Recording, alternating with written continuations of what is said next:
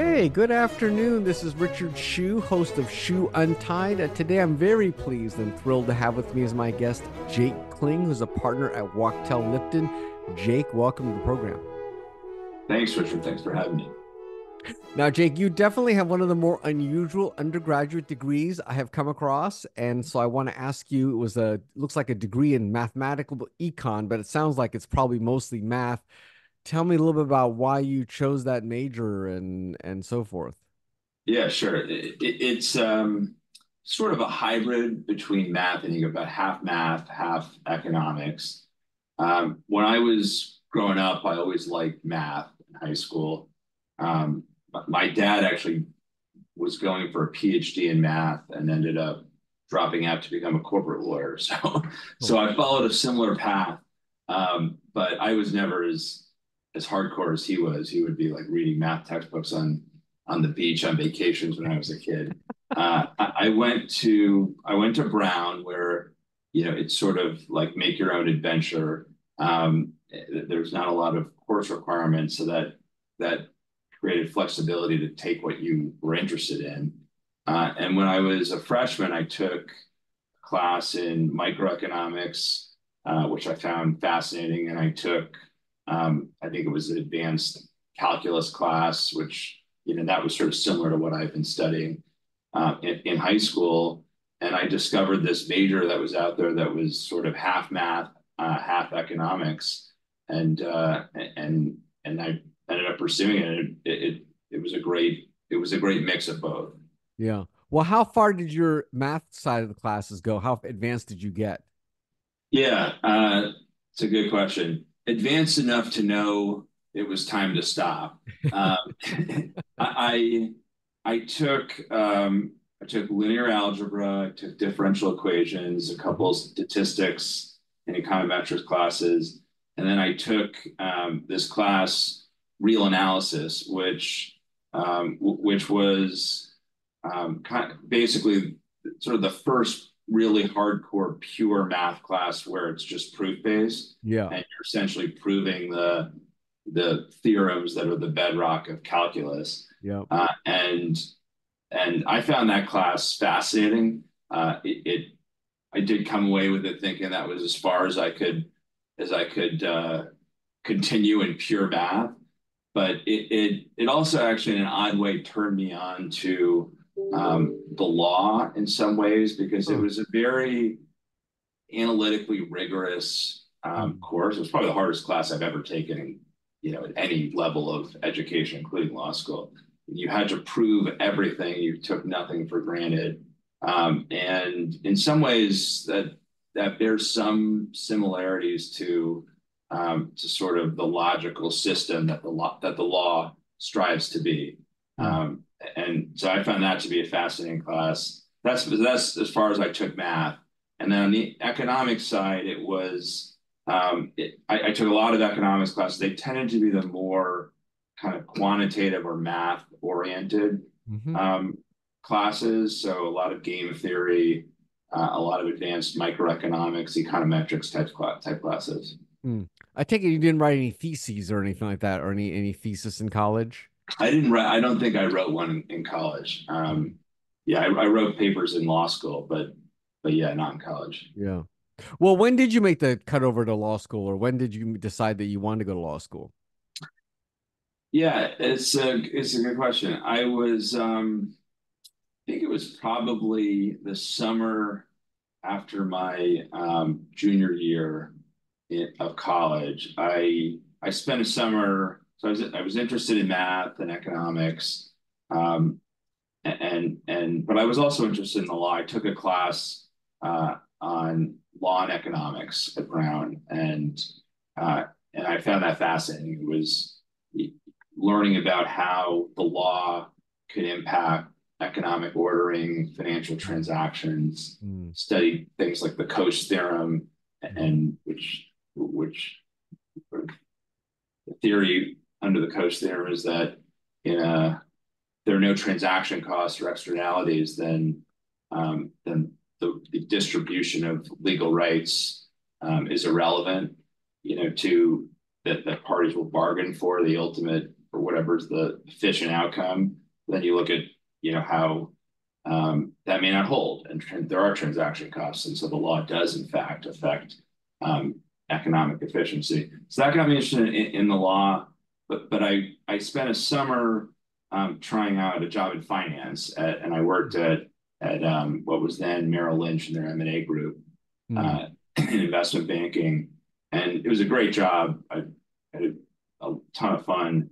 The most interesting thing that I did though was a defensive profile for a company that we were evaluating in the context of a possible hostile takeover offer, and I found that what I was doing was really more legal work than it was kind of traditional finance or investment banking work. It was analyzing a company's charter and bylaws, looking at their takeover defenses, mapping out sequentially how a hostile approach might proceed, and Mm. what the responses could be to different avenues of attack.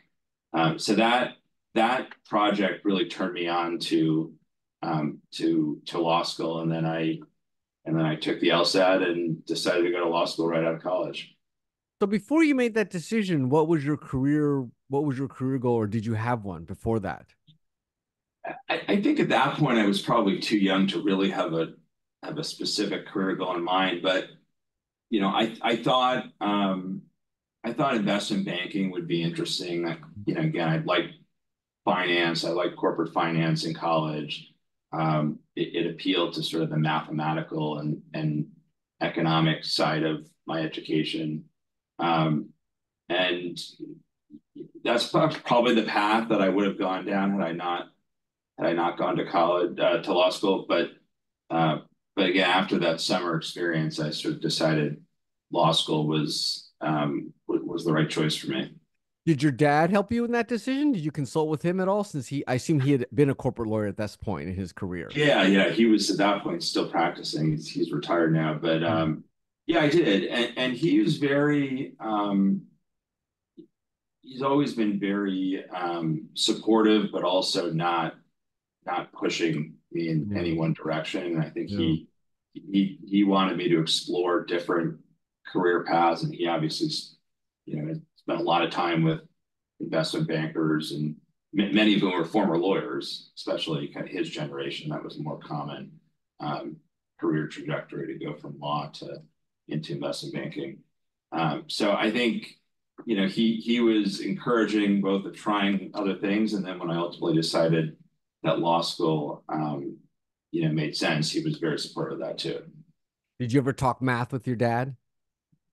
Um, it's been a long time, but he we I will confess to getting maybe a little bit of help from him in that real analysis class, 20 years ago. He was at a different level. I mean, he has a master's in pure math. He was Yeah, I he bet. was he was doing a PhD before he dropped out. So, you know, he's kind of like a math freak. I was just good at math, but not Yeah, yeah, exceptional. yeah. Um, but yeah, we would. It's been a long time, but back in the day, we would occasionally talk proofs. Yeah, that's pretty funny. What, just as an aside, do you know what his PhD was, or what was his field of specialty? Yeah, his specialty was algebra, abstract Okay. algebra. Yeah, yeah, interesting. Now, I think I read on your bio you had one of the highest GPAs or something in your major or in your college. Is that what GPA was that, and is that record still hold today? Um, yeah, it was. Well, I had a 4.0 GPA. I don't think it's a record because I think that other people, it's a shared record, I guess. Okay. Um, so yeah, it probably hasn't been beaten because You can't get unless any they higher. introduced a different grading system, it couldn't be beaten. But I don't think I held it uniquely. I see. I And see. it was Brown, so it's kind of like everything was a little wishy-washy. Yeah, yeah, There, yeah. there are probably thousands of people who hold it, but no, I really liked school. I mean, and I liked law school too. Yeah, I, yeah. I've always just loved being a student. Well, compared to, doing math and econ, what did you find law school, easy, different? I mean, what was your something very easy to adjust to, or was it kind of difficult at first? Yeah, I didn't find it easy, but I would say I thought my training was actually quite helpful, Uh-huh. maybe counterintuitively for law school. And I also took history classes and political science classes. So I didn't only take kind of quantitative classes, but um, I think there are actually a lot of similarities between math and maybe even pure math, especially and the law. Uh-huh. And it's not a perfect analogy by any means, but there's a certain few respects. One, just precision. I mean, precision is critically important in both math and the law. Hmm. Right? In math, if you don't get any credit in higher math for getting to the right answer if you miss a step in the proof. You really have to hit, your reasoning and the progression of your logic has to be perfect. And in the law, every word matters. The process for how you reach a result matters. In a negotiation, in drafting an agreement. So I think the precision is sort of as common between the two, and then just this idea of sort of being a logical system. I mean, math is all about logic, Totally. and the law strives to be a logical system. I mean, it breaks down and it fails in its efforts, but that is kind of what the law aspires to. And so I think that just the analytical rigor of the two, I think share a lot of similarities in that. And so I think the training was helpful. Obviously, there's a lot more reading in law school than than in math and economics classes. So you kind of need to get comfortable with that volume of reading words instead of numbers and symbols. Yeah. It was a pretty smooth adjustment for me. Well, you've obviously had a very successful career as a lawyer. I take it you're pleased with your career decision. It was a good decision to switch to law. I think it's been the right decision for me. It's been a great career so far, and I've got a long ways to go, hopefully. But yeah, and look, it's not like I sit here, you um, accessing my old math textbooks, but I do think that some of those skills, have proven even directly relevant in my practice. I mean, I do corporate law and M&A, and it's not uncommon for it's not real analysis, but for mathematical issues and financial issues to come up Yeah, in yeah. our transactions, and having some facility and fluency with that, I think has been very helpful, whether it's a purchase price adjustment provision in a contract that can get fairly complicated, usually converting, what might be a formula to words in a Yeah, contract, I can imagine. or a working capital dispute, in certain transactions. So I think having that background has been helpful to me. Yeah, I was gonna say. Do you do anything else on the side or any other hobbies that maybe scratch that mathematical itch for you? Not much, to be honest with you, anymore. I mean, I have I have 2.5-year-old twins, so most of my hobbies have gone out the door for the last few years. Uh, we I spend most of my free time hanging out with them and my wife. Yeah, totally get it.